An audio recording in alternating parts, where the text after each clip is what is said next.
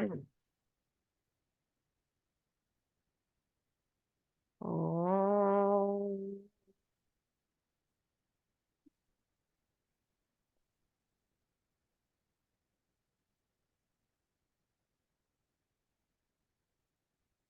all right. So my book, we are on page number 130, 130। आज मीना बहन नहीं है शायद, या ओके। ऑलराईट, माझा आवाज क्लिअर आहे ना? हा, बॅकग्राऊंड साऊंड काय आला तर मला सांगायचं हा। मी आता एकच लावलंय कानातला। ऑलराइट, यस्टरडे हमने सर से जो शुरुआत की थी, अल्सर तक, पेट तक हम पहुंचे हैं। और अब हम सेक्सुअल ऑर्गन्स पे आते हैं। The genitals. The genitals represent the most feminine part of a woman, her femininity, और the most masculine part of a man, his masculinity, our masculine principle और अवर फेमिनाइन प्रिंसिपल। है ना, हमारे sex organs जो होते हैं यही हमारे स्त्री तत्वों को दर्शाते हैं और पुरुष में पुरुष तत्व को दर्शाते हैं।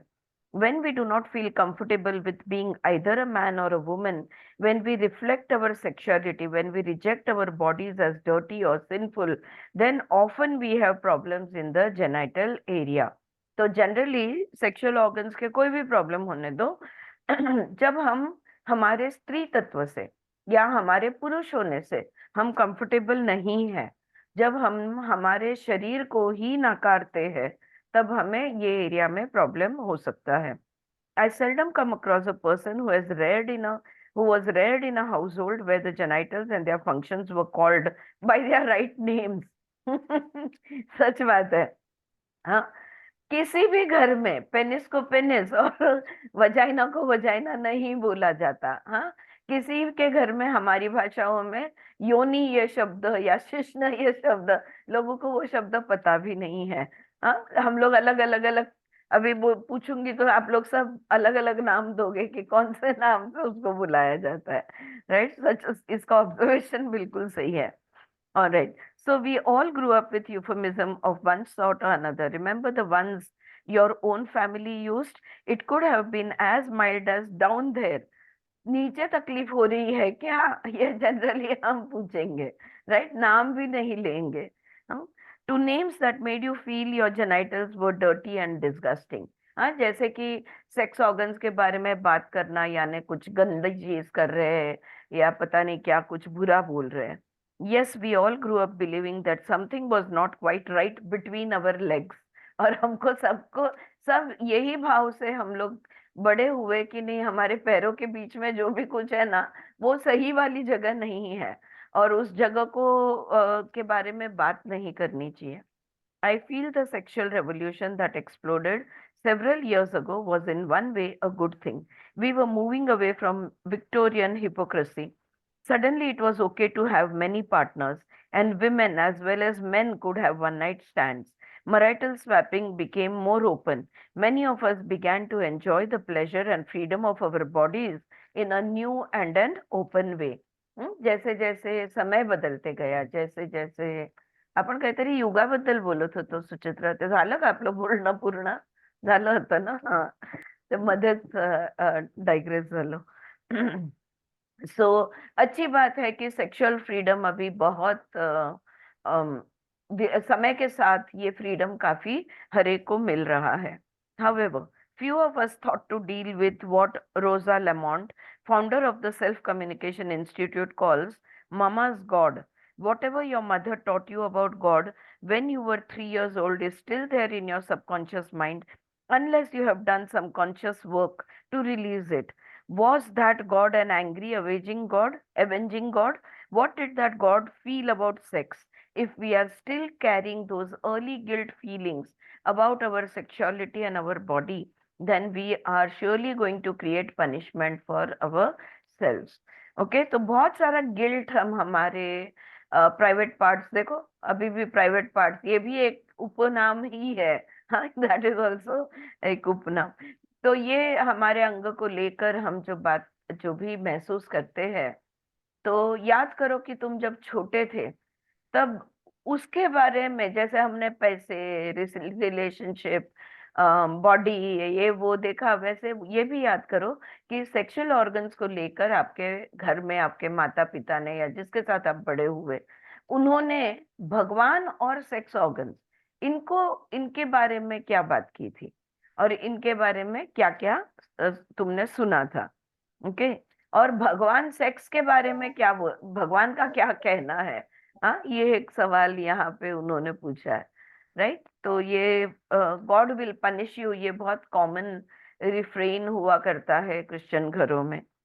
और अगर हम वो गिल्ट आज भी अगर हम कैरी करते हैं, तो हम खुद को पनिश करते रहेंगे, हमारे ही सेक्सुअल ऑर्गन्स को तकलीफ लाकर हम इसे पनिश करते रहेंगे। ऑलराइट।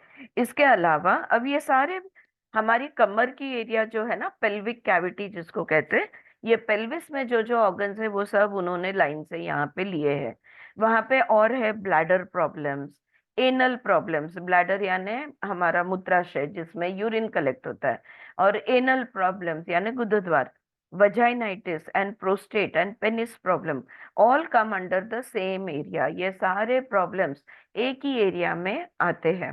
हाँ, चक्र में आप समझोगे ये सब स्वादिष्ठान चक्र इन सबको नियंत्रित करता है। हाँ, ये सारे ऑर्गन्स को they stem from distorted beliefs about our body and the correctness of their functions। तो हमारे शरीर को लेकर और ये शरीर की जो भी क्रियाएं हैं, इनको लेकर जो गलत सहमियां है, जो गलत मान्यताएं हमने अपने मन में बिठा ली है, इसके वजह से तकलीफ होती है। Every organ in our body is a magnificent expression of life with its own special function। Her body के हर ऑर्गन का अपना अपना एक कार्य है, हाँ, जो दूसरा कोई नहीं कर सकता। सेक्स ऑर्गन्स, वजाइना, पेनिस जो कार्य कर सकते हैं, वो कार्य हार्ट नहीं कर सकता। हार्ट जो कर सकते हैं ये नहीं कर सकते, लीवर का काम पैनक्रियाज नहीं कर सकती। शरीर के हर एक अंग का कोई एक्स्ट्रा अंग हमारे पास नहीं है, बॉडी पार्ट कोई एक्स्ट्रा हमारे पास नहीं है। इतना परफेक्ट ये बनाया हुआ है जो हमारा शरीर हमने। तो ये जो भी है, हर एक का अपना कार्य निश्चित है। We do not think of our livers और अवर आईज एज डर्टी और सिंफुल। और जब हमारी आंखों को हम गंदा नहीं समझते, हमारे लिवर या पैनक्रियास को हम गंदा नहीं समझते, तो सेक्सुअल ऑर्गन्स को क्यों गंदा समझना है, या गुदद्वार को, एनस को क्यों गंदा समझना है। Why do we then choose to believe our genitals are? The anus is as beautiful as the ear। अब जैसे कान को छेद है, हाँ, वैसे स्टूल्स पास करने के लिए, मल निकालने के लिए एक छेद है, उसको हम कहते हैं गुदद्वार, या उसको गुदाशय कहो या एनस कहो। तो how, why is one more dirty than the other. Alright. ये बोलोगे एक ऊपर है एक नीचे है, फिर वही बात। The anus is as beautiful as the ear। Without our anus we would have no way to release what the body no longer needs and we would die very quickly। Her opening, जो द्वार, इसको उपनिषद में द्वार कहे गए हैं, ये शरीर के द्वार है। हाँ, and there is so much of activity happening, so much. अगर आउटलेट नहीं होता, सोचो आपका प्लम्बिंग सिस्टम काम नहीं करेगा तो क्या होगा। हाँ, so every part of our body and every function of our body is perfect and normal and natural and beautiful। I ask clients with sexual problems to begin to relate to their rectum, penis or vagina with a sense of love and appreciation for their function and their beauty। Alright.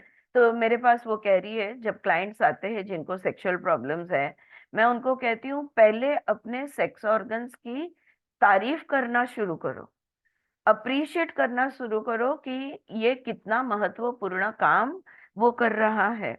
If you are beginning to cringe or get irate as you read this, ask yourself why. और अब मैं ये जोर से पढ़ रही हूँ, अगर सुनते समय आप थोड़े भी पीछे हट रहे हो या अंदर से थोड़े भी सिकुड़ रहे हो, तो जरूर से अपने आप को पूछना क्यों। Who told you to deny any part of your body. अपने शरीर के किसी भी हिस्से को हम क्यों मना करें, हम क्यों उसे डिनाई करें। सर्टनली नॉट गॉड, भगवान ने तो नक्की नहीं हमें कहा है, ईश्वर ने हमने कभी नहीं कहा कि शरीर के किसी भी अंग को तुम ध्यान मत दो या कम ध्यान दो. Our sexual organs were created as the most pleasurable part of our body to give us pleasure.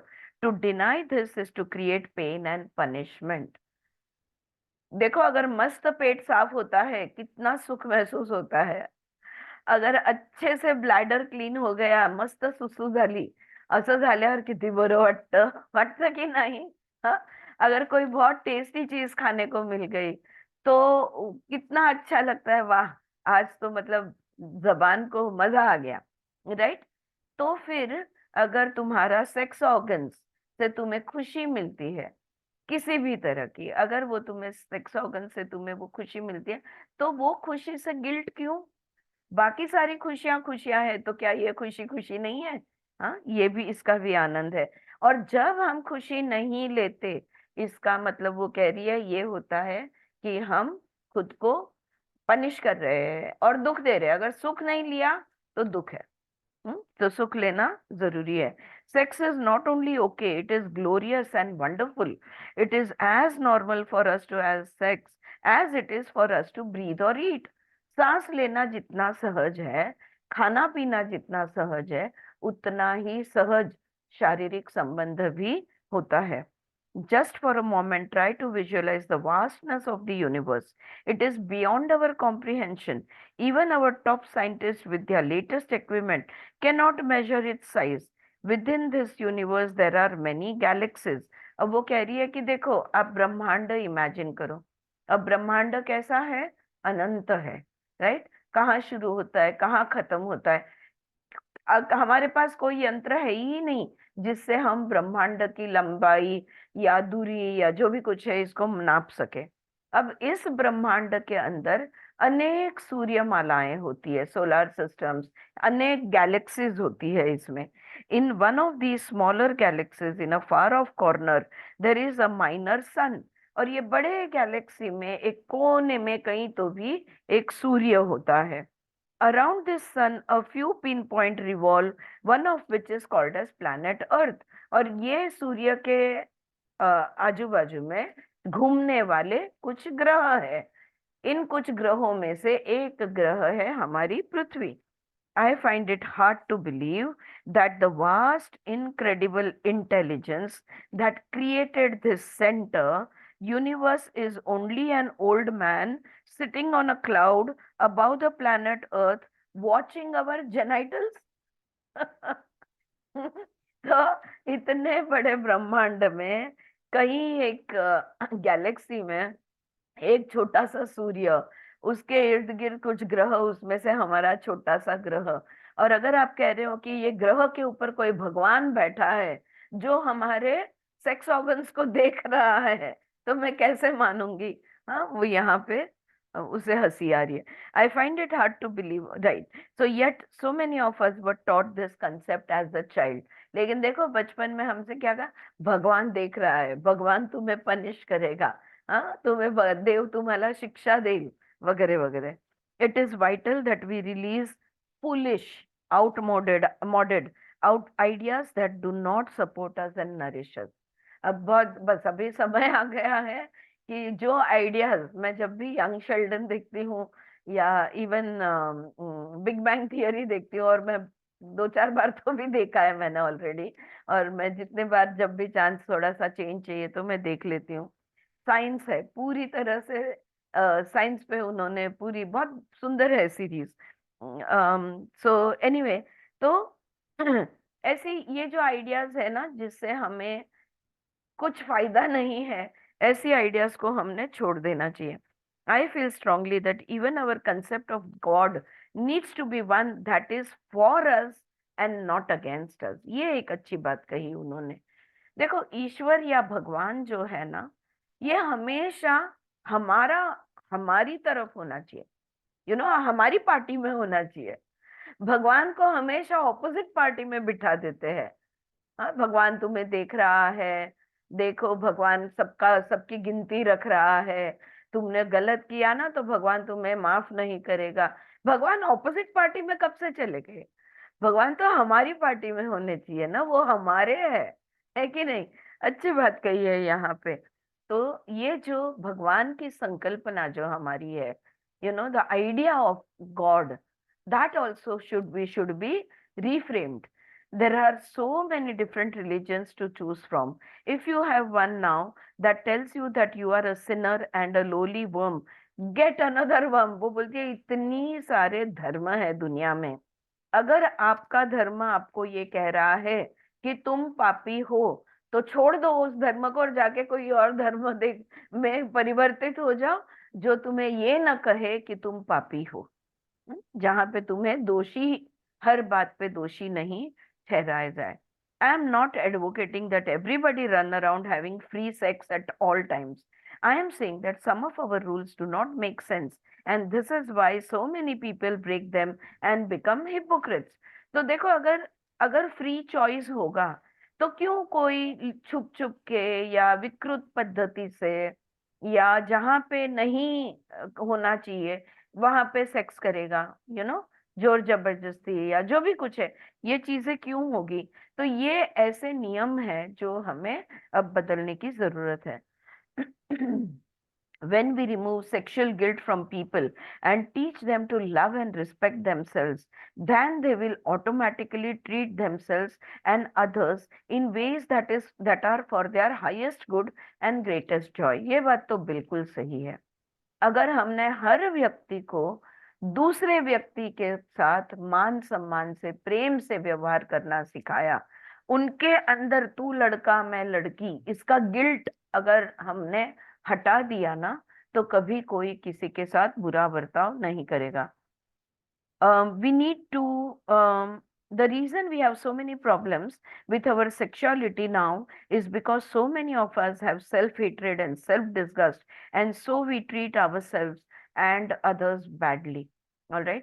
दो केसेस, एक क्लाइंट है और एक पहचान वाले लड़की है, दोनों लड़कियां मेरे पास, दोनों केसेस आई थी जिनकी शादी तय हो गई है, फिक्स हो गया है। और लड़की वो क्या बोलते हैं, फिजिकल रिलेशनशिप से ही इतनी डर रही है कि वो अब सगाई विगाई सब हो गई पर शादी तोड़ना चाहती है। हाँ, इसलिए तो दैट इज, कहाँ से आई ये बात उस लड़की के मन में कि क्यों वो हेजिटेंट है, ये हमको जानना जरूरी है। अगर ये भी पूछा कि भाई तुम्हें लड़के पसंद नहीं है, तुम्हें लड़कियां पसंद है, तो वो कहने लगी नहीं जानती मैं। क्यों नहीं जानती? क्योंकि हमारे यहाँ एक्सपेरिमेंटेशन को मंजूरी नहीं है। हम जो भी करेंगे छुप छुप के करेंगे, किसी को पता ना चले उस तरह से करेंगे। राइट? तो वो बोलती है मैंने तो किया नहीं है तो मुझे पता नहीं है। See, where did that fear of physical closeness come to her? तो बाद में मुझे बहुत डिटेल में पूछना पड़ा कि भाई, अगर कोई तुम्हारा हाथ पकड़ता है या तुम्हारे नजदीक बैठता है, तो वो तुम्हें चलता है कि वो भी नहीं चलता? तो कितनी हद तक द्वेष है, इसको जानना जरूरी पड़ा। वही बात यहाँ पे, कभी कभी हम खुद से ही इतना हेट करते हैं, खुद से ही, खुद के साथ हम इतने खुद को दूषित मानते हैं, सेल्फ डिस्गस्ट होता है, और इसलिए हम खुद के साथ भी दूसरों के साथ भी बुरा व्यवहार करते हैं। It is not enough to teach children in school the mechanics of sexuality. देखो, अब सेक्स एजुकेशन हर स्कूल में, फॉरेन में तो बहुत सालों से, अब ये यूएस की है तो वहां तो बहुत सालों से सेक्सुअल एजुकेशन हो गया है। और आज I was talking to some of my US friends and clients and all, highest teen pregnancy US में है कि 12, 13, 14 साल की लड़कियां प्रेग्नेंट हो जाती है, हाईएस्ट। यानी सेक्सुअल एक्सपेरिमेंट कब से शुरू होता होगा आप सोच सकते हो। अब स्कूल में अगर सेक्स एजुकेशन सही तरीके से दिया गया हो, तो ये नहीं होना चाहिए। राइट?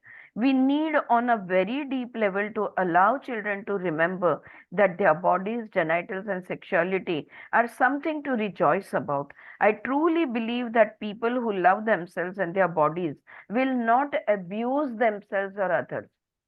आपण निष्काळजीपणा ज्याला म्हणतो, किंवा इनडिस्क्रिमिनेट सेक्स जिसको कहते हैं, ये चीजें होनी ही नहीं चाहिए अगर अपने बॉडी को तुम ड्यू रिस्पेक्ट और ड्यू ऑनर देते हो तो it should not be happening, right? Anyway, I find that most, अच्छा तो ये हो गया सेक्स ऑर्गन्स की बात, अब वो ब्लैडर पे आती है। I find that most bladder problems come from being pissed off, usually at a partner. जब अपने पार्टनर पे बहुत ज्यादा क्रोध हो। लेकिन देखो, हम विशुद्धि चक्र की अगर बात, विशुद्ध, आई एम सॉरी, स्वादिष्ठान चक्र की अगर हम बात करें, तो स्वादिष्ठान चक्र का तत्व है जल। ओके। और हमारा यूरिनरी ब्लैडर जो है, इसमें ये जलाशय है हमारा, या जिसको हम मूत्राशय कहते हैं। तो पानी है वहां पे। तो इसमें जब स्वादिष्ठान चक्र इम्बैलेंस में जाता है, तब ये ब्लैडर के प्रॉब्लम्स हो सकते हैं। हाँ, या तो ब्लॉकेजेस, या तो स्टोन्स का तैयार होना, या तो यूरिन बहुत ज्यादा होना या बहुत कम होना, जो भी है। तो जब किसी पे बहुत ज्यादा क्रोध होता है, यानी अब देखो, जल तत्व यानी भावना है, इमोशंस। और जब अनियंत्रित, अनकंट्रोल्ड इमोशंस हमारे होते हैं, या बहुत सप्रेस्ड इमोशंस होते हैं, तब ये प्रॉब्लम्स आते हैं। Something makes us angry that has to do with our femininity और our masculinity। कोई ऐसी बात से हम क्रोधित है जो हमारे स्त्री तत्व या पुरुष तत्व को लेकर है, और तब जाके ब्लैडर के प्रॉब्लम्स आ सकते हैं। women have more bladder problems than men because they are more prone to hide their hurt। अब देखो, स्त्रियों में छींकते ही यूरिन का पास होना, ये वो, कितना भी अगर आप कहो ना कि स्त्रियों में जो यूरेथ्रा है, जो यूरेथ्रा है वो बहुत छोटी है। जो क्या, मूत्र नलिका जिसको कहते हैं, वो छोटी है पुरुषों से, और इसलिए इनको ये प्रॉब्लम नहीं। इट इज नॉट अबाउट छोटी बड़ी, मसल कंट्रोल अच्छा है या नहीं है। हाँ, हम लोग जब मूल बंध वगैरह योगा में सिखाते हैं, तब हम ये एक्सरसाइजेस करवा के लेते हैं कि तुम्हारा मसल कंट्रोल अच्छा नहीं है, तो ये प्रॉब्लम्स आ सकते हैं। तो और औरतों में क्यों ज्यादा होता है? दूसरा कारण, औरतें भाविक होती है। हाँ, और अपना दर्द दिखाती नहीं, तो बहुत सारा क्लेश, बहुत सारा दर्द, बहुत सारा गुस्सा वो अंदर दबाए हुए रखती है। इसलिए स्त्रियों में ये ज्यादा देखने को मिलता है। वजाइनाइटिस, हाँ, इन्फ्लेमेशन ऑफ द, आइटिस का मतलब होता है inflammation. So inflammation of the vagina will become vaginitis. Iritis, जैसे आंखों का आइरिस में इन्फ्लेमेशन है तो आइराइटिस। पैनक्रियाटाइटिस, पैनक्रियास को इन्फ्लेमेशन है तो pancreatitis. Vaginitis again usually involves feeling romantically hurt by a partner। अगर वजाइना को सूज है, अगर वजाइना को इन्फ्लेमेशन हो गया है, तो जब अपने पार्टनर से हमें दुख मिलता है, तब ये हो सकता है। Men's prostate problem has a lot to do with self worth and also believing that as he gets older he becomes less of a man. जो पुरुष अपने आप को काबिल नहीं समझता, उसको जनरली प्रोस्टेट के इश्यूज देखे जाते हैं। और दूसरा, जैसे उम्र होती है, उसे लगता है अब मेरा पुरुष तत्व मैं खो रहा हूँ।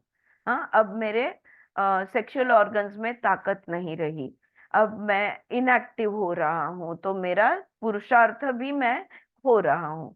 ऐसा जिनको लगता है, वहां पे प्रोस्टेट प्रॉब्लम जनरली आते हैं। Importance adds fear and is sometimes even related to spite against previous mate। तो जिसको इम्पोर्टेंस की तकलीफ है, उन वो भय के वजह से होता है। Frigidity comes from fear or a belief that it is wrong to enjoy the body।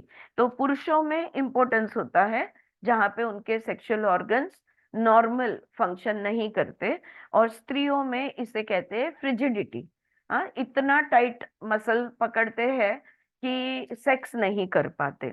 ये भी भय से होता है, दोनों फियर से होता है। या तो फिर ये इस मान्यता से कि कुछ ना कुछ मेरे शरीर के साथ गड़बड़ है, इस मान्यता से भी होता है। It also comes from self disgust and it can be intensified by an insensitive partner. या खुद के विषय, खुद को लेकर द्वेष हो, खुद के ही विरुद्ध में द्वेष हो तो भी ये हो सकता है। अगर पार्टनर समझदार है तो प्यार से, प्रेम से ये प्रश्न को सुलझाया जा सकता है। लेकिन इंसेंसिटिव पार्टनर होता है तो बहुत मुश्किल हो जाती है। अब आता है PMS, premenstrual syndrome, which has reached epidemic proportions. अभी now this is 1980s and she is talking about premenstrual tension. अभी प्री मेंस्ट्रुअल सिंड्रोम, टेंशन, जो भी पीएमटी बोलो, पीएमएस बोलो, अभी उसका रूपांतर वो बढ़ बढ़ के you know what it has come to, it has come to PCOD. Almost every girl is having problems with PCOD, because हर हर लड़की को इसको फेस करना पड़ता है। सबके मेंस्ट्रुएशंस में प्रॉब्लम। इनफर्टिलिटी इंडिया में हाईएस्ट है कह रहे हैं। Every fifth person can not have a child, you know. So ये इतना पीएमएस बढ़ गया है, बढ़ बढ़ के इतना कॉम्प्लिकेट हो गया है, is concurrent with the increase of media advertising. क्या होता है, एडवर्टाइजमेंट्स और अब तो स्मार्टफोन्स है और यूट्यूब, बहुत एक्सपोजर है। ये सारे एक्सपोजर के वजह से हॉर्मोन्स रिलीज होने लगे हैं। ब्रेन में से hormones, brain activates our organs to release their hormones. तो वो होने लगा है पर शरीर अभी तैयार नहीं है। हम्म? तो ये इम्बैलेंस है बॉडी के अंदर। These ads continuously hammer home the concept that the female body must be sprayed and powdered and douched and over-cleansed in numerous ways to make it even barely acceptable. सब कुछ लड़कियों के लिए, तुम आप प्रोडक्ट्स देखो, हर चीज के लिए प्रोडक्ट्स है, हाँ, right from head to toe. At the same time that women are coming into their own as equal beings, they are also being bombarded negatively with the idea that the feminine processes are not quite acceptable. अब मुझे नहीं लगता मुझे इस पर ज्यादा बात करने की जरूरत है। हम लोग ये लुइस है कि you can heal your life लेकर जो वर्कशॉप कर रहे हैं, काफी, अगर सबका आप पढ़ोगे ना तो सब लोग ने, हर किसी न कोई ना कोई पॉइंट बता दिया है कि बचपन में, या जैसे वो उनकी, जैसे वो जवानी में आते गए, यूथ में आए, तभी क्या क्या उनके साथ हुआ। This notion combined with the ट्रेमेंडस amounts of sugar being consume today. अब देखो, ये तो एक तो गलत बातें सिखाई जाती है, दूसरा गलत बातें जैसे अगर आपको स्किन ऐसी चाहिए तो मॉइस्चराइजर यूज करना ही है, क्यों कोकोनट ऑयल यूज नहीं कर सकते क्या हम, जो एक नेचुरल प्रोडक्ट है। लेकिन नहीं, या तो शैम्पू जो केमिकल्स है, ऐसे सोप जो केमिकल्स है, हर चीज में आप, हर प्रोडक्ट, कोई भी शरीर को लगाने की कोई भी चीज ले लो आप, सब कुछ। अब स्किन पे डायरेक्ट क्या लगाते हैं, काय म्हणतात त्याला, मुलं मुली लावतात ना, बॉडी क्या स्प्रे नहीं डियो। Deo, deo. डियो, जो डायरेक्ट हम्म। स्किन पे लगाते हैं, कितना भयंकर है ये बात। ऑलराइट, क्योंकि केमिकल्स है, तुम स्किन में, स्किन का एक फंक्शन है जो भी इस पे लगाया जाए उसको एब्जॉर्ब करना, राइट। तो कपड़े पे जब तक परफ्यूम लगाते हैं 1 मिनट को समझ समझ सकते हैं, चलो ठीक है, right. But now everybody is using deo. तो सोचो, everybody is using mouth cleansers, everybody is using, जितने भी हमारे ओपनिंग्स है, इवन वजाइना के लिए भी कुछ भी वॉश कुछ तो भी मिलता है। ये everybody is using chemicals on all V part. Wash. V V wash, wash. हाँ। Everybody is using chemicals on all parts of the body. आप मुझे बताओ कि बॉडी का नेचुरल पीएच जो होता है ये कैसे मेंटेन रहेगा। देखो, हमारे शरीर का एक पीएच लेवल होता है, और ये पीएच लेवल हमारा शरीर ऋतु के हिसाब से, डाइट के हिसाब से, वगैरह वगैरह एडजस्ट करते रहता है। अब एडजस्टमेंट वो कैसे काम करेगा जब उसको इतना आर्टिफिशियली हैंडल किया जाता हो। और सबसे सबसे मतलब, फिर भी हमारे यहाँ, हम I think we are much better. लेकिन जो लोग यूएस जाके आ रहे हैं, घर में हमारे घर वाले के लोग जो है, जिनकी बेटी बेटे वहां पे है, हैरान हो जाते, बोलते बच्चे शक्कर बिना की एक चीज नहीं खाते। और वो हैलोवीन वगैरह आता है तभी एक बता रहे थे लेडी की बेटी के यहाँ गई थी, इतनी चॉकलेट्स, हर बच्चा दरवाजे पे आता है चॉकलेट्स, बोलती है एक गोनी भर के हमने चॉकलेट्स फेंक दी। उनके डाइट में हर चीज में शुगर है। अच्छा, शुगर हम लोग चाय में एक चम्मच शुगर डालेंगे, पियेंगे, तो वो शुगर तो फिर भी समझ सके, लेकिन उन लोग के जो सोडा ड्रिंक्स है और जो भी उनके प्रोडक्ट्स है, उसमें very very high level of sugars हुआ करती है। जो भी ड्रिंक वो पीते हैं उसमें हाई अमाउंट ऑफ शुगर हुआ करती है, जो यहाँ पे वो कह रही है कि the amount of sugar being consume today creates a fertile breeding ground for PMS. Very, very true. Lots of sugar consumption in juices, ice creams, pastries. Yes, Shailaja, exactly इनके डाइट में शुगर ही शुगर है। Pancakes हम डोसा बनाते हैं, उन लोग उसमें भी वो लोग शक्कर डालते हैं। शक्कर बिना का मतलब उनके डोसे मीठे होते हैं, उत्तप्पा जिसको हम बोलेंगे। Right. The feminine processes, all of them including menstruation and menopause, are normal natural process. एक लड़की को मासिक पाली आना, शादी के बाद प्रेग्नेंट रहना, प्रेगनेंसी की प्रक्रिया, बच्चे को जन्म देने की प्रक्रिया, हर महीने फिर से मासिक पाली आने की प्रक्रिया, और फिर मासिक निवृत्ति होना यानी कि मेनोपॉज में जाना, ये सारे नैसर्गिक क्रियाएं हैं। इसमें इंटरफियर कर किया है हमने मेंटली, फिजिकली, इमोशनली, और इसलिए ये नैसर्गिक क्रियाएं जो है ये इतने प्रॉब्लमेटिक होने लगे हैं। अब मेनोपॉज के लिए भी केमिकल्स मिलने लगे हैं। मेनोपॉज को बॉडी में ऐसी ऐसी चीजें इंसर्ट करके रखी जाती है हमारे गर्भाशय में कि पीरियड्स नहीं आते पर हर महीने बॉडी में हॉर्मोन्स रिलीज होते रहते हैं। अब उसकी लाइफ है 3 साल। मेरे पास केसेस आए हैं इसके, इसलिए मैं बता रही हूँ। 3 साल के बाद तो तुम्हें फिर मेनोपॉज के सिम्टम्स आने ही वाले हैं। जब भी तुम वो हॉर्मोन्स विड्रॉल में जाएंगे तो नैसर्गिक रीत से, हाँ, 40s 50s में धीरे धीरे तुम नैसर्गिक प्रक्रिया से निवृत्ति अगर होती है तो हम उसे सहन कर सकते हैं। लेकिन अब क्या करते हैं, हॉर्मोन्स बॉडी में हर महीने वो अपने आप रिलीज होते रहेगा, ऐसा साधन इंसर्ट कर देते हैं। और 3 साल यानी समझो 50s में तुम्हारा, और फिर वो एवरी 3 इयर्स बदलते रहते हैं। और 55 60 की उम्र में जब वो डालना बंद कर देते हैं, तब जब मेनोपॉजल सिम्टम्स आते हैं, तब शरीर 10 साल और बूढ़ा हो चुका है और बॉडी हैंडल नहीं कर पा रहा। ऐसे केसेस मेरे पास आए हैं। You get me? We can handle menopause at the age of 40 and 50, but handling menopause at the age of 60 and 70, it makes it twice the difficult. I'll say 10 times more difficult to handle. Okay, so ये सारी जो natural प्रक्रिया है, जो सुंदर natural processes है, इस पे हमने हस्तक्षेप किया हुआ है।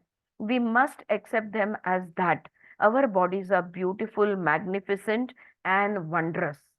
It is my belief that venereal disease, VD जिसको कहते हैं या एसटीडी भी कहा जाता है, sexually transmitted disease, is almost always sexual guilt. Sex करने का जो गिल्ट है ना, अपने अंदर अपराध की भावना जो है, इसके वजह से ये रोग होता है, ऐसा उनका कहना है। It comes from a feeling often subconscious that it is not right to express our self sexually. A carrier with a venereal disease can have many partners, but only those whose mental and physical immune systems are weak will be susceptible to it. In addition to the old standards, in recent years the heterosexual population has created an increase of herpes. तो herpes नाम का जो तकलीफ है ये भी बहुत ज्यादा बढ़ते जा रहा है। तो उन जो लुइस है ये कहना चाहती है कि देख, अगर किसी सेक्स वर्कर को या किसी भी व्यक्ति को सेक्सुअल ऑर्गन्स का कोई इन्फेक्शन हो, और अगर वो उसका वो बिजनेस है, उसका वो धंधा है, और वो अगर 100 पुरुषों के साथ संबंध, या वो पुरुष 100 औरतों के साथ संबंध रखता है, सबको होना चाहिए, है कि नहीं? सबको वो रोग लग जाना, वो इन्फेक्शन लग जाना चाहिए, सबको होना चाहिए, पर नहीं होता। उनको ही होता है जो बहुत अपने मन में अपराध की भावना से सेक्स करते हैं, जो गिल्ट में है। और, और कौन सा उसने यहाँ पे वर्ड यूज किया है, मेंटल एंड फिजिकल, जो are susceptible to it, right? So और ऊपर से हर्पीज भी बहुत ज्यादा बढ़ते जा रहा है। This is a disease that comes back again and again to punish us for our belief that we are bad. जब हम खुद को बुरा समझते हैं सेक्सुअली, तब ये रोग बार बार होते रहता है, ये इन्फेक्शन बार बार होते रहता है। herpes has a tendency to flare up when we are emotionally upset। और अगर जब जब हम भावनिक उद्रेक में होते हैं या भावनिक डिस्टर्ब्ड होते हैं, तब ये herpes हमेशा ज्यादा हो जाता है। that tells us a lot right here, alright? तो यहाँ पे या मोस्ट इश्यूज को उन्होंने यहाँ कवर किया। Now let's take the same theory over in the gay community, where they have all the same problems everybody else has, plus much of the society pointing their fingers at them and saying bad। Okay, अब तो बहुत मान्यता, अब तो same sex marriage भी बहुत देशों में उन्होंने अलाउ कर दिया है। तो लुइस हे ने ये किताब लिखी थी, तब से सेम सेक्स के रिलेशनशिप्स को काफी मान्यता अब मिल गई है, पर उनके समय पे बुरा माना जाता था। बोला तो एक तो खुद के शरीर का बुरा लगना, संबंध का बुरा लगना, ऊपर से समाज भी तुम्हें उंगली उठाएगा। Usually their own mothers and fathers also saying you are bad. हाँ, वो समय था जब माँ बाप भी उनको नहीं नहीं, तुम्हें कोई रोग हो गया है, तुम्हें एक लड़के को अगर लड़का पसंद है या लड़की को लड़की पसंद है, तो कहते हैं कि नहीं नहीं, हम हकीम के पास जाएंगे, हम दवाई लेंगे। नो, ये सहज है, ये नेचुरल है, इस पर कोई दवाई नहीं होती। बट वो जमाना था जब ये बहुत बुरा माना जाता था। This is a heavy load to carry, and it's difficult to love yourself under these circumstances. It is not surprising that gay men were amongst the first to experience the dread disease AIDS। सबसे पहले ads की जो शुरुआत हुई ना, गे community से हुई थी, पुरुष पुरुष के बीच में जो संबंध थे, वहां से इसकी शुरुआत हुई थी। In heterosexual society, many women dread growing old because of the belief system we have created around the glory of youth. It is not so difficult for men, for they become distinguished with a bit of gray hair. The older man often gets respect and people may even look up to him। हाँ, तो ये भी एक बात है कि स्त्रियों का की उम्र का बढ़ना, तो स्त्रियों को बहुत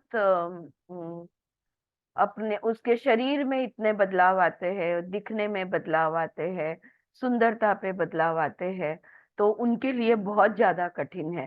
किसी पुरुष को अगर थोड़े सॉल्ट एंड पेपर कहते हैं, तो जैसे थोड़े सफेद बाल आ जाए, तो वो तो और टाइट कॉलर से घूमेगा, राइट? वो मैच्योर हो गया, ऐसा कहते हैं। लेकिन स्त्रियों को वही अंडरस्टैंडिंग नहीं मिलती।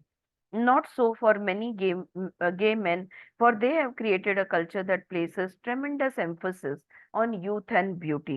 While everyone is young to start with, only a few fit the standard of beauty।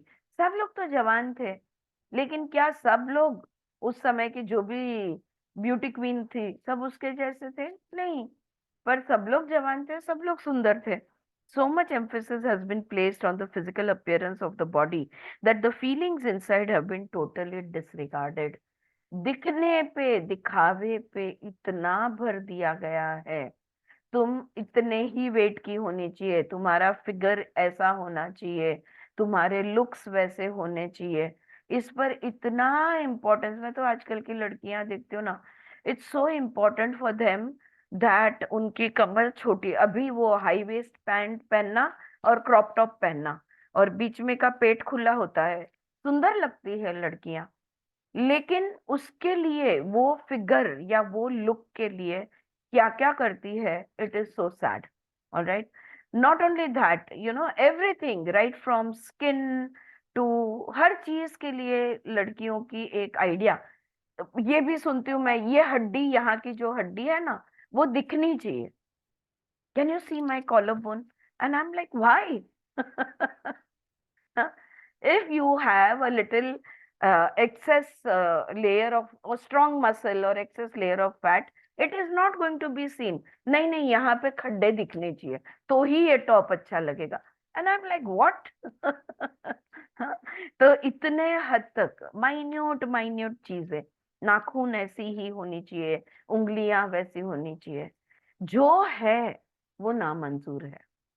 सौ बात की एक बात, हरेक का शरीर जैसा है जो है वो मंजूर नहीं है, उसको बदलना है। इफ इतना शरीर पे ध्यान दे दिया गया कि उस शरीर के अंदर क्या हो रहा है ये कोई देख नहीं रहा। If you are not young and beautiful, it's almost as though you don't count, the person does not count, only the body count. व्यक्ति कौन हो कैसे हो मायने नहीं रखता, शरीर कौन है कैसा है यही मायने रखता है। The way of thinking is a disgrace to the whole culture. It's another one of way of saying gay is not good enough. अगर तुम सेम सेक्स के लोगों को पसंद करते हो तो तुम अच्छे इंसान नहीं हो, तुम लायक नहीं हो। Because of the ways gay people often treat other gays, for many gay men the experience of getting old is something to dread। यहाँ पे वो इनकी बात कर रही है, गे कम्युनिटी की बात कर रही है, जहाँ पे वो गे लोगों के बीच में भी, उन उनके कम्युनिटी में, उनके ग्रुप में भी जवान होना या सुंदर दिखना, इसको बहुत ज्यादा इम्पोर्टेंस दिया गया है। वो उतना ही बूढ़ा होने से डरते हैं जितना कि स्त्रियां, स्त्री पुरुष संबंध में। It is almost better to die than to get old, and AIDS is a disease that often kills. एक समय ऐसा आ गया कि लोगों का ये भाव बन गया कि मैं बूढ़ा होने से तो अच्छा है कि मैं मर जाऊं। और उस समय पे एड्स नाम का रोग जन्म ले लिया और जवानी में लोग मरने लगे। Too often, gay men feel that when they are getting older, they will be useless and unwanted. It is almost better to destroy yourselves first and make them create a destructive lifestyle. Some of the concepts and attitudes that are so a part of the gay lifestyle, the meat rack, the constant judging, the refusal to get close to another, and so on, are monstrous. And AIDS is a monstrous disease. गे लोगों के बीच अब वहां पे भी बहुत बदलाव आ गया है। अब उन लोग भी जिंदगी भर के लिए एक ही पार्टनर के साथ रहते हैं, सेम, एंड शादी की परमिशन मिल गए हैं तो संसार भी चलाते हैं, बच्चे अडॉप्ट करते हैं।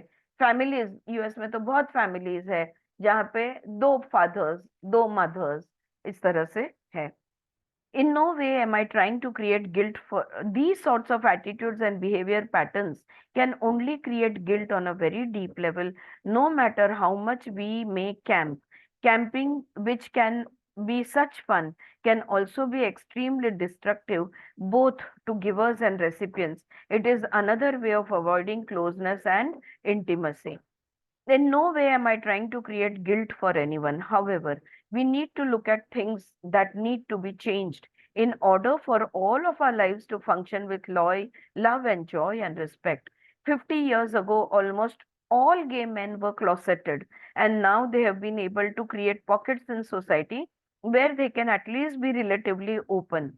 I feel it is unfortunate that much of what they have created gives so much pain to their gay brothers. While it is often deplorable the way straights treat gays, it is tragic the way many gays treat other gays. Okay? तो ये उस जमाने की बात है, ज्यादा मैं इस पर बात नहीं करूंगी कि समाज चाहे तुम्हें तुम्हें स्त्री पसंद हो या पुरुष पसंद हो, समाज ऐसा होना चाहिए कि जहाँ पे सबके साथ प्यार और मान सम्मान के साथ हम वर्ताव करें। तो बाकी लोग तो गे लोगों के साथ बुरा बर्ताव करते हैं, लेकिन गे भी गे लोगों के साथ बुरा बर्ताव करते हैं। पर अब वो सीन नहीं रहा है। लेकिन फैशन इंडस्ट्री है, फिल्म इंडस्ट्री है, ऐसी कोई कोई इंडस्ट्रीज है जहाँ पे गे लोग बहुत ज्यादा है। फिर उनके अंदर अंदर बहुत कुछ अच्छी नहीं ऐसी बातें चलती रहती है। Men traditionally have always had more sexual partners than women. And when men get together, of course, there will be a great deal more sex. That's all fine and good. The bathhouses fulfill a wonderful need unless we are using our sexuality for the wrong reason. Some men like having lots of partners to satisfy their deep need of self-esteem rather than the joy for it. यहाँ पे वो बात करती है कि पुरुष लोग है ना, जनरली ये लोग अफेयर्स करते हैं और ज्यादा पार्टनर्स के साथ संबंध रखते हैं। ये आनंद के लिए, खुशी के लिए वो नहीं कर रहे। उनका कहना है ये अपनी सेल्फ स्टीम, उनको लगता है कि मैं पुरुष हूँ, ये दिखाना, मुझे मेरी ताकत दिखाने की जरूरत है, इसलिए कर रहे हैं, अपने सेल्फ एस्टीम के लिए कर रहे हैं। I do not believe there is anything wrong with having several partners, and the use of alcohol and some recreational drugs on occasional basis is fine. However, if we get bombed out of our heads every night, and if we need several partners a day just to prove our self-worth, then we are not coming from a nourishing space. We need to make some mental changes. This is a time for healing, for making whole, not for condemnation. We must rise out of the limitations of the past. We are all divine, magnificent expressions of life. Let's claim that now. ठीक है, मैं देख रही हूँ आप लोग के चेहरे पे कोई ये इस बात को लेके कोई इंटरेस्ट नहीं, क्योंकि हमारे समाज में, मतलब हम लोग, हमारी संस्कृति में ये सब चीजें ये वहां पर बहुत ज्यादा है, या थी ऐसा मैं कहूंगी। तो ये थोड़ा सा नॉट रिलेटेबल है। कोई बात नहीं। एक बात सही है कि हम लोग जीवन के सुंदर प्रतीक है, और ये प्रतीक, हमारा जीवन सुंदर बनाना हमारा हक है। ये बात तो बिल्कुल सही है। ऑलराइट, यहाँ पे सेक्सुअल ऑर्गन्स की सब बात खत्म हुई। स्वादिष्ठान चक्र जहाँ जहाँ पे काम करता है, urinary system and sexual system, ये बातें यहाँ पे खत्म हुई। अब हम आते हैं कोलॉन। हाँ, कोलॉन यानी आंतड़े, पता है ना आपको? हाँ, सुना हुआ है, right? Colon is intestine. Alright, और इंटेस्टाइन हमारी जो छोटी आंतड़ा जिसको कहते हैं स्मॉल इंटेस्टाइन, ये 5 मीटर से भी ज्यादा लंबी होती है। और जो बड़ा आंतड़ा है वो ब्रेथ में ज्यादा बड़ा है, लंबाई में उतना बड़ा नहीं है, इसलिए उसे लार्ज इंटेस्टाइन कहा जाता है, तो जिसको कोलॉन कहते हैं। Okay, so we have the ascending colon, the transverse colon, the descending colon, the sigmoid colon, जहां जहां पे मल तैयार होता है। अगर मैं बहुत शॉर्ट में आपको बताऊं, तो हमारे आंतड़े में जहां मल तैयार होता है, इसको कहते हैं कोलॉन। और भी बहुत कुछ होता है, लेकिन बेसिकली बता रही हूँ। The colon represents our ability to let go, to release that which we no longer need. हमारे शरीर को जिस चीज की जरूरत नहीं है, उसे हमें हम यहाँ से, गुदाशय से, गुदद्वार से हम इसे शरीर के बाहर निकालते हैं। जो भी चीजें, अगर हम ब्रॉड माइंडेड है, अगर हम एक्सेप्टेंस में है, अगर हम आई एम ओके में है, अगर हमारी वृत्ति, हमारे सोच विचार, हमारी भावनाएं सब ओके है, तो एपिटाइट एंड एक्सक्रीशन, ये दोनों चीजें अच्छी होगी, यानी पचन अच्छा होगा। अगर आप बहुत रिजिड है और आप छोड़ना नहीं चाहते, बातों को पकड़ के रखते हैं, तो कॉन्स्टिपेटेड हो जाते हो। ऑलराइट, और अगर बात पचती नहीं, तो डायरिया हो जाता है। एक बहुत इंपॉर्टेंट सवाल हम लोग थेरेपी में हिस्ट्री टेकिंग के लिए पूछते हैं कि क्या आपका रोज ठीक से पेट साफ होता है? अगर वो कहते हैं कि नहीं, मैं तो 2-2 दिन भी कभी जा नहीं पाता हूँ या जा नहीं पाती हूँ, अगर कॉन्स्टिपेशन है रहता है मुझे, कड़क मल निकलता है, करने में तकलीफ होती है, निकालने में तकलीफ होती है, ऐसा कहते हैं तो बहुत डीप रूटेड काम करना पड़ता है। Okay, the body being in the perfect rhythm and flow of life needs a balance of intake, assimilation and elimination. It is only our fears that block the releasing of the old. Okay, भय, अगर डरे हुए हैं किसी भी बात को लेकर, डर है, अगर भय है, तो हमारा पेट साफ नहीं होता।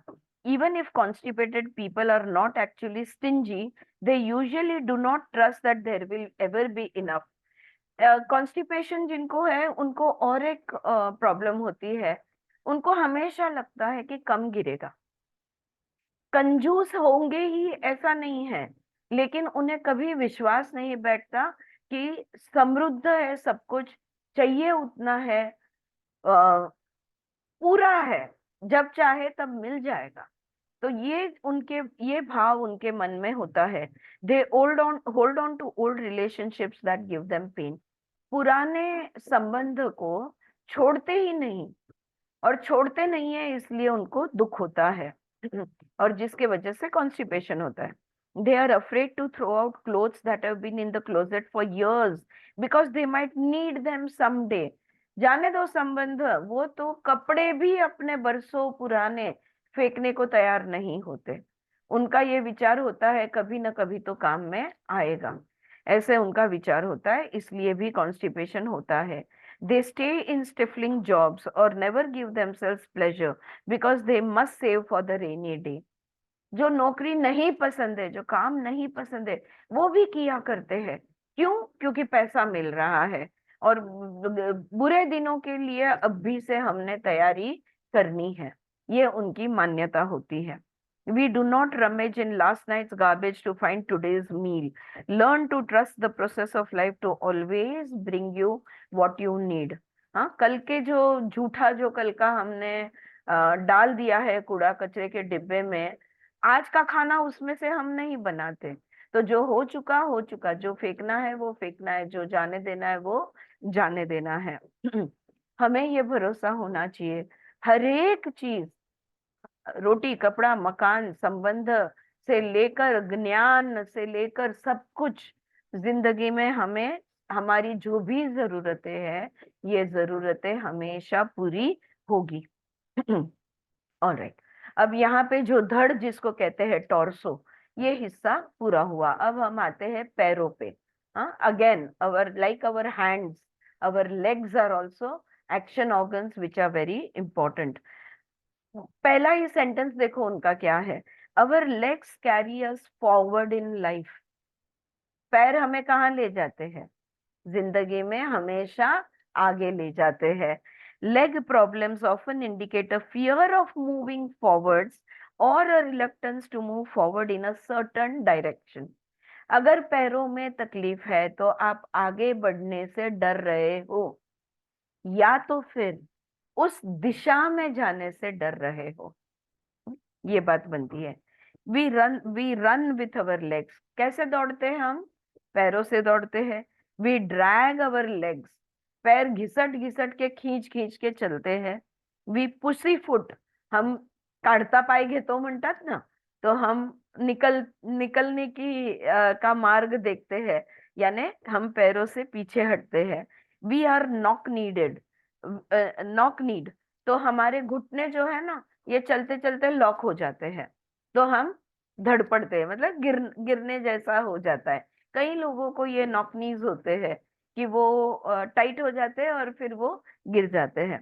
पिजन टोड, कभी हमारे जो उंगलियां है ना पैरों की, उसमें गैप, ये पैरों की उंगलियों में वैसे गैप बहुत ज्यादा नहीं होता, लेकिन पिजन टोड यानी जिसमें बहुत ज्यादा गैप है, तो उनकी पैर की उंगलियां में बहुत ज्यादा गैप है। And we have big fat angry thighs filled with childhood resentment. और अगर आपके, क्या बोलेंगे थाइज को, काय म्हणणार? हम्म, मांड्या। मांड्या, मराठी में मांडी बोलते हैं। घुटने के ऊपर का जो पैर, जांग जांग जांग जांग, बोलते हैं ना। जांग एकदम ऊपर आ जाती है, नहीं, अच्छा। घुटना और जांग के बीच, सार्थक। साथड़ साथड़। हाँ। हाँ, तो एनीवे हमारी जो थाइज है, अगर बहुत ज्यादा मोटी थाइज है, कहाँ गई, बहुत ज्यादा बड़ी और मोटी थाइज है, इसका मतलब बचपन की बहुत सारी सारे खंत वो पाले हुए हैं। बचपन में उनके साथ जो भी कुछ हुआ, इसका बहुत ज्यादा द्वेष उनके अंदर भरा हुआ है। Not wanting to do things will often produce minor leg problems. अगर कहीं कुछ जाना जरूरी है पर आपकी इच्छा नहीं है, यानी या तो फिर कुछ करना जरूरी है पर आप करना नहीं चाहते, तो छोटे मोटे पैर के प्रॉब्लम्स होते रहते हैं। Varicose veins represent standing in a job or a place that we hate. हम ऐसी जगह पे है जहां पे हम बिल्कुल नहीं रहना चाहते। We hate that we are here. अगर हम बिल्कुल जहाँ पे है वहां पे रहना नहीं चाहते, या हम उस नौकरी में है, उस काम है, वो काम कर रहे हैं जो हम बिल्कुल नहीं करना चाहते, ऐसे समय पे वेरिकोज वेन्स हो जाते हैं।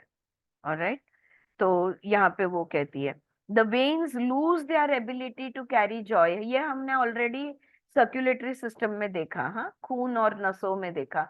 तो खून हमने क्या देखा, हृदय जो है ना, ये प्रेम से भरा हुआ है, और वो हमारी नसों में क्या छोड़ रहा है, खून। खून यानी कि what was told, so the joy, आनंद। तो हमारे पूरे शरीर में हमारा हृदय जो प्रेम से भरा हुआ है वो आनंद को पंप करता है, जॉय को पंप करता है। लेकिन हमारे नसें जब उस आनंद को नहीं ले पाती, तब नसों में खून भर जाता है, हम कहते हैं, या तो वेरिकोज वेन्स की तकलीफ होती है। Are you going in the direction you want to. यहाँ पे वो हमें सवाल पूछ रही है, क्या आप जिस दिशा में जाना चाहते हो उसी दिशा में जा रहे हो। हाँ, देख लो, ऐसा वो पूछ रही है। अब आते हैं घुटनों पे। Knees like the neck have to do with flexibility. देखो, जैसे गर्दन की फ्लेक्सिबिलिटी होना जरूरी है, वैसे घुटनों की भी फ्लेक्सिबिलिटी होना जरूरी है। Only they express bending and pride, ego and stubbornness. हमारे घुटने किस किस चीज को दर्शाते हैं, देखो, हमारी झुकने की क्षमता को, हमारे अहंकार को, हमारे जिद्दीपन को, और हमारे गर्व को। Okay, it signifies bending, pride, ego and stubbornness. तुम बहुत ज्यादा जिद्दी हो, या तो तुम अहंकार से उतरना नहीं चाहते, या तो तुम्हें इतना माज म्हणतो ना अपन, गर्व है कि आप झुकना नहीं चाहते, तो घुटनों में प्रॉब्लम होती है। Alright, we become often when moving forwards we are fearful of bending and we become inflexible. This stiffens the joint. जब हम इनफ्लेक्सिबल होते हैं तो हमारे घुटने टाइट हो जाते हैं, स्टिफ हो जाते हैं। um, कई बार ऐसा भी होता है कि जिंदगी भर दूसरों के लिए करते ही आए, करते ही आए, करते ही आए, और अब हम बोलते हैं कि नहीं, मुझे नहीं करना। ये भी जिद्दीपन में आता है। समझे, मेरी बात ध्यान में आ रही है, पटता है ना माझं म्हणणं। तो क्या होता है, उनको भी घुटनों की तकलीफ होती है, क्योंकि शरीर बोल रहा है, घुटने बोल रहे हैं, बस अब और नहीं, बहुत हो गया। पर क्या वो सॉल्यूशन है, क्या उससे सुख है? नहीं है, दुखी है। तो हमें हमारा जो भी हमें महसूस हो रहा है, जो भी हमारा कहना है, ये हमें व्यक्त करना होगा, ये हमें बोलकर दिखाना होगा कि नहीं भैया, मैंने तुम सबका किया, तुम छोटे थे, तुम काम में थे, अब तुम रिटायर्ड हो, बच्चे तुम बड़े हो गए, अब सबने अपने काम बांट लेने हैं, सबने अपना अपना काम करना है, अब मुझ पर नहीं डालो। अब मैं कुछ और थोड़ा अपना समय दोस्तों के साथ, या 3 से 4:30 रीडिंग क्लास में बैठना चाहती हूँ, या ऐसे कोई हमारा समय हम अलग तरीके से यूज करना चाहते हैं। अगर हम ये व्यक्त कर दे, ये बोल दे, तो हमें घुटनों की तकलीफ नहीं होगी। इस बात को भी समझो। We want to move forward but we do not want to change our ways. हाँ, हम लोग तो मदर टेरेसा बनकर रहना चाहते हैं। हाँ, सती सावित्री बनकर रहना चाहते हैं। जी हंसा जी। આરતીબેન, हम्म, હમણાં તો મોસ્ટ ઓફ બધાને ઘૂંટણાની ઓપરેશન કરવાનું થઈ ગયું છે ને. પૂછીએ તો કહેશે કે એનું ઘૂંટણનું ઓપરેશન કરવાનું છે, કા કરેલું હોય બધાનું એમ. તો એ લોકોનું મૂળ કારણ તો ગયું નહીં, ઓપરેશન હા, કરી દીધું પણ ફાયદો શું? એ લોકો પલોઠો વાળી નીચે બેસી નથી શકતા, નથી શકતા. હા, તો અટકાયેલા તો છે જ ને, તો શું શું એટલે ફાયદો થયો? એ કારણ કે છે ને પોતાનું. બહુ બહુ સ્ટ્રેસ અને જે જોબ્સ નથી ગમતી જોબ્સ કરવી પડે છે, જે શહેર નથી ગમતો એ શહેરમાં રહેવું પડે છે, જે લોકો નથી ગમતા એ લોકો હારે જીવવું પડે છે, એના કારણે બધાને ઘૂંટણાની તકલીફ છે. એવું ઘણી બધા કારણ છે. Yes. All right. So we want to move forward, but we do not want to change our ways. This is why knees take so long to heal. Our ego is involved. इसलिए घुटनों की तकलीफ जल्दी से ठीक भी नहीं होती। कितना भी पिच्चू करो, तेल मालिश करो, स्नेहन स्वेदन करो, फिर भी टाइम लगता है। क्यों? क्योंकि यहाँ पे हमारा अहंकार बीच में आड़ आता है। The knees take a long time because we get our pride and our self righteousness involve. मैंने जिंदगी भर किया है। हाँ, कोई ऐसा नहीं है जो कहेगा कि नहीं मैंने जिंदगी में कुछ नहीं किया यार, मस्त मजे से घर को संभाला, मस्त मजे से आराम भी किया और आराम की जिंदगी मैंने जी है। नहीं, एवरीवन वांट्स टू टेल उन्होंने कितना त्याग किया है, कितना सैक्रिफाइस किया है, कैसे क्या क्या किया है। I think we did this in level 3 of swar yoga. Right, आपने जीवन में क्या क्या किया है लिख कर निकालो। हाँ, तो टाइम समय कम पड़ा सबको लिख कर निकालना, मैंने ये किया, मैंने वो किया। यही है हमारा गर्व, यही है हमारा अहंकार जो हमें बदलने से रोकता है, क्योंकि हमें लगता है हमने इतना कुछ किया, हम क्यों बदले। ऑलराइट, एनीवे, वो और एक अलग सी बात है। The next time you have a knee problem, ask yourself, where are you being self-righteous, where you are refusing to bend. अगले बार अगर घुटन में कोई तकलीफ हो तो अपने आप से जरूर पूछना कि कहाँ पे तुम झुकना नहीं चाहते, कौन सी बात है जहां पे तुम बिल्कुल झुकना नहीं चाहते। Drop the stubbornness and let go. वो जिद्दीपना छोड़ दो और जाने दो। Life is flow, life is movement, and to be comfortable we must be flexible. अगर हमें कंफर्टेबल रहना है तो फ्लेक्सिबल रहना ही होगा। And move with it. A willow tree bends and sways and flows with the wind, and it always is always graceful and at ease with life। हाँ, हमारे यहाँ हम आम के पेड़ का या कोई भी जिसके ऊपर बहुत ज्यादा फल लगे हैं, ऐसे पेड़ का उदाहरण देते हैं कि जितना ज्यादा फल उतना वो ज्यादा झुकता है। हाँ, ये उपनिषद के एग्जाम्पल में देते हैं हम। तो ये हो गए हमारे घुटने। अब आते हैं हमारे पैर पे। कुठेही बॅकग्राऊंड नॉईज नाही येते ना तुम्हाला, मशीनचा आवाज वगैरे? Alright. Our feet have to do with our understanding of our selves and of life, past present and future. देखो हमारे जो क्या क्या बोलते हैं तलवे है ना, फीट मतलब पैर का आखिरी हिस्सा, ये जो फीट होते हैं, ये जो हमारे पैर होते हैं नीचे के, ये हमारी समझदारी को दर्शाते हैं। और हमारे जितनी समझदारी हम में ज्यादा कल, आज और कल को लेकर, भूत वर्तमान और भविष्य को लेकर जितनी जवाबदारी समझदारी हमारी ज्यादा, उतना हमें पैर के उस हिस्से को कभी कोई तकलीफ नहीं होगी। वरना कौन आएंगे, फंगल इन्फेक्शंस होता है, नेल्स के बहुत कुछ कुछ होता है लोगों को। हाँ, तो पैर के तलवे में कुछ कुछ तकलीफें हो जाती है।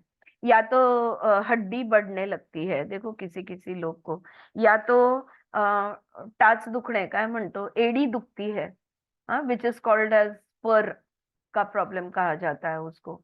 फिर जाते हैं डॉक्टर के पास, लेते हैं इंजेक्शन, जरूरत हो या ना हो, थोड़े देर आराम होता है, फिर तकलीफ वापस चालू रहती है। My foot gets sprained because of the resistance I am facing. Yes, बिल्कुल। See, now you can connect whatever is happening to you. Great, very good, Shailaja. Right? So many old people have a difficult time walking. देखो बूढ़े लोग को बहुत सारे बूढ़े लोगों को चलने में तकलीफ होती है. Their understanding have been wrapped. ना ये पढ़ते पढ़ते मुझे याद आए कि एक पर्टिकुलर कम्युनिटी की औरतें मैंने ऑब्जर्व की थी. हाँ, और वो जमाने की जब नौवारी पहनते थी वो, उनके पैर ऐसे हो जाते हैं, ऐसे पैर होते हैं उनके. You know, they have these bent, बाहर की तरफ से उनके घुटने झुके हुए हैं और पैरों का आकार वैसे हो जाता है, क्योंकि उस समाज में बहुत ज्यादा सप्रेशन है. बोलने की उनको मुभा नहीं होती. वो जो चाहती है, जो भी बोलेक्स, यस, बोलेक्स बहुत औरतों को अब आजकल देखने नहीं मिलता. पहले के जमाने में काफी देखा हुआ है मैंने. All right. So many old people have difficult time walking. Their understanding has been wrapped and they often feel there is no place to go. Little children move on happy dancing feet. Elderly people often shuffle as if they are reluctant to move. देखो, जो जैसे उम्र बढ़ती है तो ऐसे रुक रुक के धीरे धीरे धीरे चलते हैं, छोटे छोटे कदम लेकर चलते हैं. क्यों? क्योंकि जैसे कि वो चलने में डर रहे हैं. तो अब जैसे आगे कहीं जाने के लिए जगह नहीं है और जगह कम पड़ रही है और जाना नहीं चाहते या जाना नहीं जानते, तो इसलिए शफल करते हैं. लेकिन बच्चे देखो कैसे उछलते हैं अपने पैरों पे. लेकिन मैं कुछ 70s 80s की औरतों को, मर्दों को तो ऑफ कोर्स जानती हूँ, जो लोग डांस करते हैं, उछल कूद करते हैं, सब कुछ करते हैं. Alright, because they don't have this problem, because जिंदगी का स्वाद लेना वो जानते हैं. जो जिंदगी का स्वाद लेना जानते हैं वो बहुत मस्त मजा करते हैं. उनके लिए party time, all time is party time. Even you had corn, even I had corn in my feet when I left my job. Yes Shanti. हाँ, पैरों में कॉर्न हो गया था जब जॉब छोड़ दी, क्योंकि जॉब छोड़ना नहीं चाहती थी, लेकिन कुछ ऐसे प्रॉब्लम्स हो गए कि जिनके वजह से उनको जॉब छोड़ना पड़ा. I get it now, you understand, right? Alright. अब स्किन रिप्रेजेंट्स, अब आते हैं त्वचा पे. Please read I. Yeah our skin represents our individuality. अब आते हैं त्वचा पे. त्वचा हमारा अलग से जो अस्तित्व है, इंडिविजुअलिटी जो है, इसको दर्शाता है. Skin problems usually mean we feel our individuality is being threatened somehow. हमारा इंडिपेंडेंट अस्तित्व को जब धक्का बैठता है तब त्वचा के इश्यूज होते हैं. We feel that others have power over us. जब दूसरे हम पे रौब जमाते हैं, दूसरे हम पे दादागिरी करते हैं, तब स्किन के प्रॉब्लम्स आते हैं. We are thin skinned. हम पतली छाल के होते हैं. Things tend to get under our skin. हमारे त्वचा के नीचे कुछ कुछ आ जाता है. We feel skinned alive. कभी कभी लगता है कि बस मुझे जिंदा मेरी त्वचा जैसे कि उखाड़ दी हो. Our our nerves are right under our skin. और जो नसें होती है जिसको हम नर्व्स कहते हैं, ये हमारे त्वचा के बिल्कुल नीचे होती है. One of the quickest way to heal skin problems is to nurture yourself by saying in your mind, I approve of myself. बार बार बोलना है, several hundred times a day. दिन में 1000 बार बोलना है. I approve of myself. Take your own power back. जब हम ये बार बार बोलने लगेंगे तो हमारी ताकत हमारे पास वापस आ जाएगी. Accidents are no accident. अच्छा, हमको लगता है कि एक्सीडेंट का मतलब ही वो होता है ना, अकस्मात, जो अचानक से हो गया. लेकिन जैसे हमने हिप्नोटाइजिंग मरिया में देखा कि there are no coincidences in the universe, right? कोई अकस्मात कुछ नहीं होता, योगा योग नहीं होता. Accidents are no accident. Like everything else in our lives, we create them. हमारे जीवन में सब कुछ हम ही बनाते हैं, उसी तरह से एक्सीडेंट्स को भी हम ही बनाते हैं. It's not that we necessarily say I want to have an accident, but we do have the mental thought patterns that can attract an accident to us. Some people seem to be accident prone, and others go for a lifetime without ever getting a scratch. हम्म? हमारी विचार सरणी में हम परिस्थिति ही ऐसी, कहानी ऐसी बना देते हैं कि हमारे साथ एक्सीडेंट होकर ही रहता है। कुछ लोग होते हैं जो एक्सीडेंट प्रोन होते हैं, यानी जब देखो तब इनका कोई ना कोई एक्सीडेंट होते रहता है। एक तो केस मेरे पास थी, was the worst that I have seen in my life.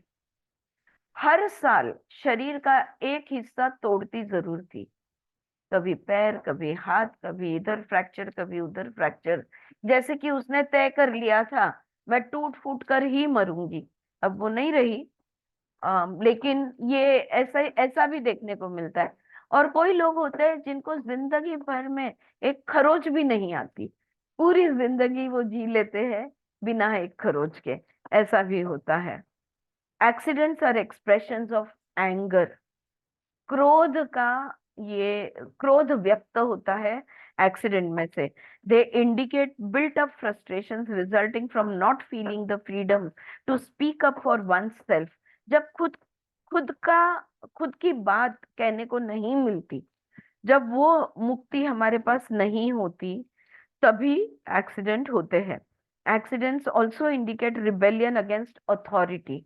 और अगर तुम्हारा बॉस या तुम्हारे पिता, मतलब बच्चे छोटे हैं, उनके पिता बहुत ज्यादा स्ट्रिक्ट है, तो जो अथॉरिटी होती है उनके विरोध में भी हमारे, जब हम बहुत ज्यादा उनका अत्याचार कहो या उनकी दादागिरी बहुत ज्यादा हो जाती है, तब हमारे साथ एक्सीडेंट हो जाता है। So it is rebellion against authority. We get so mad, we want to hit people, but instead we get hit. इतना गुस्सा आया है हमें कि हमें लगता है कि लोगों को बस मार दूं, मतलब फटके लगा दूं लोगों को। इतना क्रोध जब होता है हमारे अंदर ना, कि ये सामने वाला ना, इसको तो बराबर से मैंने दो लगानी चाहिए, तब हम खुद को लगाते हैं, क्योंकि हम उन्हें नहीं लगा सकते, तो ये खुद को लगाते हैं। It seems as though any accident is not our fault, that we are helpless victims of a quirk of fate. An accident allows us to turn to others for sympathy and attention. हमें क्या लगता है कि accident में हमारी कोई गलती नहीं है, और ये तो नसीब की बात है। और जब एक्सीडेंट होता है तब हमें हमें लोगों से क्या मिलता है, ध्यान मिलता है, और लोगों की दया माया मिलती है। हाँ, लोग हमारे साथ थोड़ा प्यार से बर्ताव करते हैं। We get our wounds bathed and attended to. अगर जख्म है तो कोई अपने को साफ करके देता है, मलहम लगा के देता है। We often get bed rest sometimes for an extended period of time. हाँ, और हमें आराम भी मिल जाता है, बेड रेस्ट। कभी कभी महीना भर आराम करना पड़ता है, बेड में पड़े रहना पड़ता है। But and we also get pain. लेकिन क्या ये सब सुखद अनुभव है? बिल्कुल नहीं, क्योंकि हम कैसे होते हैं, दर्द में होते हैं, तो दर्द भी उसके साथ ही आता है। When where this pain occurs in the body gives us a clue to which area of life we feel guilty about. अब शरीर के कौन से हिस्से में दर्द है, उसके हिसाब से हमें पता चल जाता है कि जिंदगी की कौन से चीज को लेकर हमें क्रोध है। The degree of physical damage lets us know how severely we felt we needed to be punished and how long the sentence is going to be. Okay, तो कितनी ज्यादा तकलीफ शरीर को हुई है, तो उसके हिसाब से उतना ज्यादा हम खुद को सजा करना चाहते हैं, राइट। और वो उतनी सजा हमें, शरीर को उतना एक्सीडेंट होता है जितनी सजा हमने खुद के लिए तय की है, तो उसके हिसाब से होता है। Oh god, I didn't realise only today, time up है। लेकिन ये बात यहाँ पे खत्म होती है। कुछ और चीजें हैं जैसे कि एनोरेक्सिया, बुलिमिया, खास करके अर्थराइटिस, अस्थमा, और बाकी कोई कैंसर, ओवरवेट, और स्ट्रोक है, सर्जरी है, स्टिफनेस है, अभी काफी सारे मुद्दे, 2-3 पेजेस, 3 पेजेस में ये है, which we will take up next week. Hmm? Anorexia એટલે શું હશે? એનોરેક્સિયા એટલે ભૂખ જ ના લાગે, એ લોકો ખાઈ જ ના અચ્છા. શકે, આમ પતલા પતલા થતા જાય, હા. ખાય જ નહીં. અને જો એ લોકોને જબરજસ્તી ખવડાવીએ ને તો એ લોકો ઉલટી કરી નાખે, બુલિમિયા કહેવાય એને. તો ભૂખ ન લાગવી એટલે એનોરેક્સિયા. અને બુલિમિયા એટલે એ એક પ્રકારની બીમારી છે, ખાસ કરીને ફેશન ઇન્ડસ્ટ્રીમાં મોડેલ્સ લોકોને ભૂખ તો લાગે ને, પણ એ લોકો ઉલટી કરી નાખે. ડાયટ વધારે કરતા હોય ને. ડાયટ કરે જ નહીં, જે કઈ છે ને ખાય ને એ તરત જ જઈને વમન કાઢી નાખે. એટલે પછી કમજોર થતો જાય ને શરીર એ લોકોનું, તો પતલા પતલા હાડકા ખાલી રહે એ લોકોના. પણ યંગ છે એટલે મોડલ્સ દેખાય એ લોકો. Very serious illness in the west. I have not seen it so much over here, लेकिन वेस्ट में है. All right. आज काफी हिस्सा हमने कवर किया. All good. हाँ, कुछ बोलना है ममता, सुचित्रा, शेयर करना है? नहीं, राइट. अगर ये घुटनों को लेके, पैरों को लेके अगर कोई इश्यू डिस्कस करना चाहो तो जरूर बताना, तो हम लोग बात करेंगे. Okay. Yes Shailaja, good morning. Yeah alright, रुकते हैं, कुछ कहना है? ओके, चलो ओमकार बोलेंगे, रुकेंगे.